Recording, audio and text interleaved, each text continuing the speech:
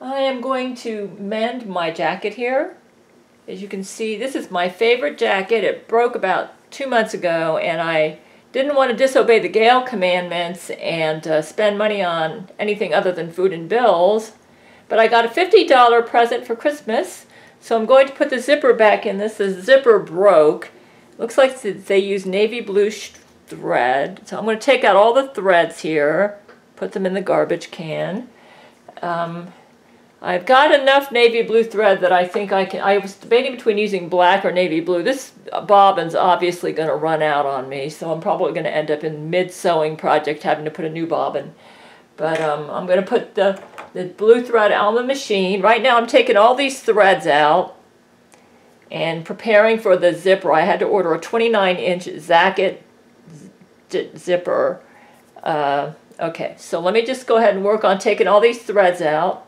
This is the threads that was used for the original zipper. Here is the zipper that broke. This part here was at the top. And I love this jacket. It's very warm, but if you can see right there, you can see we're missing some little notches there. Missing some notches there. And that's why the zipper doesn't work anymore. See, like when you stick it in here, see right there, the zipper doesn't work. So I measured it. So I ordered about a $14. This is a plastic zipper, and the one I ordered is metal. So hopefully this one here is going to last a lot longer. Tried to get one that was real similar to the one that this will work. This is a metal zipper that I bought from Amazon for 14 bucks. This is a jacket that my mother gave me several years ago, and it's very warm. It costs about $30 online. So I spent $14 to replace the zipper. That's still cheaper than buying a new jacket. I do have other jackets that I can use, but I like this one because it's lightweight and yet it keeps you warm. There's something about this fleece material. I think it's a fleece jacket. So, and this is how I manage. I don't make a lot of money. I have like a missionary income, but I find if you obey the Gail commandments and you stay healthy, so you don't have to. I haven't seen a dentist since 2013. But I do have a Sonicare electric toothbrush, and I take very good care of my teeth. And Jesus says he disagrees with the dentist's recommendation that you have to go see the dentist twice a year and all that stuff. He said if you take care of your teeth, brush your teeth every day and floss every day and take care of your teeth, that should be sufficient. And then I guess you only need to see the dentist when you have problems, you know. So when I went to the dentist in 2013, he lied to me and told me I had a huge cavity in my lower left molar, actually where I had a crown. And I was getting ready to spend like thousands of dollars to get an implant, and Jesus said the dentist lied to you, Gail. And Jesus actually flattened the tire to one of my cars so I wouldn't go to the dentist.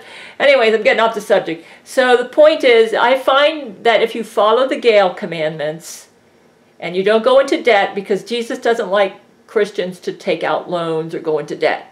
He believes in savings account. So if you follow the Gail commandments, Jesus takes care of your needs.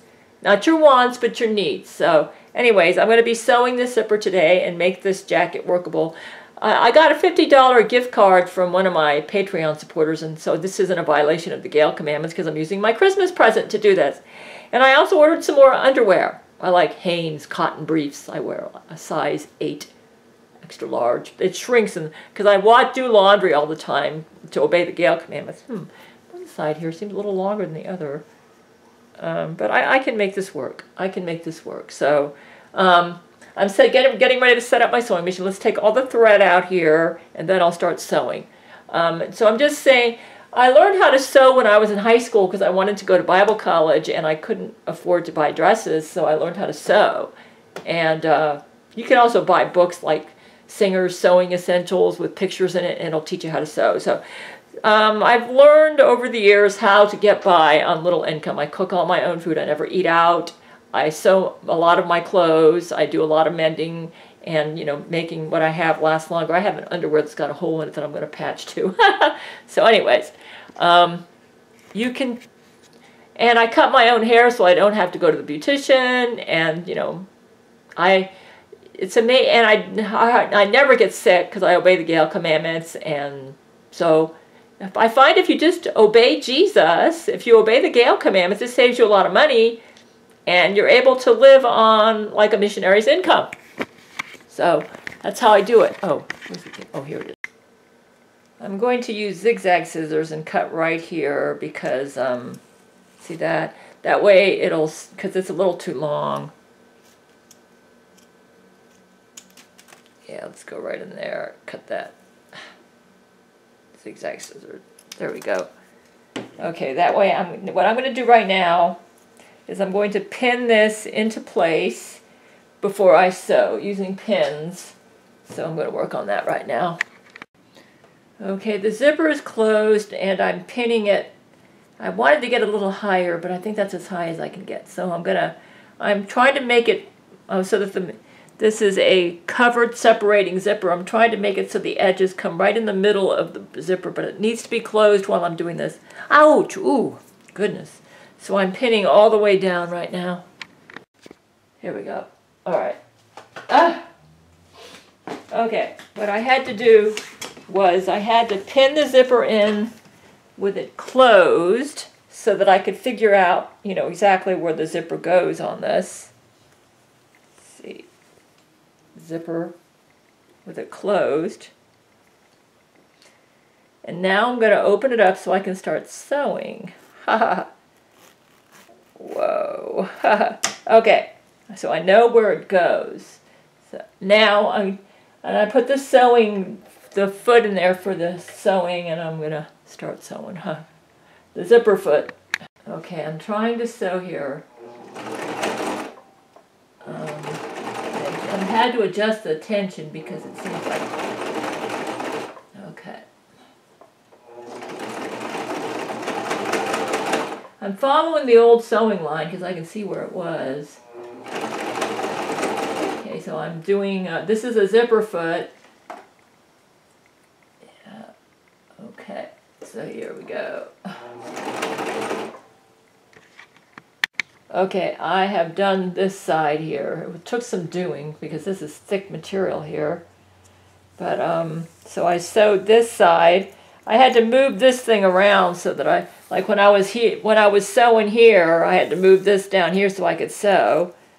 And then when I got to the top, I had to move the zipper this way, but I managed to get it all sewn. I'm trying to get it to close. I want it to be warm, so I'm trying to get it to close right over the zipper, you know, kind of like, I read my instructions on how to sew oh God, here we go, no, here it is. Oh, how to insert a covered separating zipper, so out of this book here, and it gave me some ideas. I think I dropped something. I'm going to make sure I don't drop any needles, because that would not be good. Okay, now I need to move the zipper because I'm going to be going to the other side, so I got to move the zipper foot so that I can do it.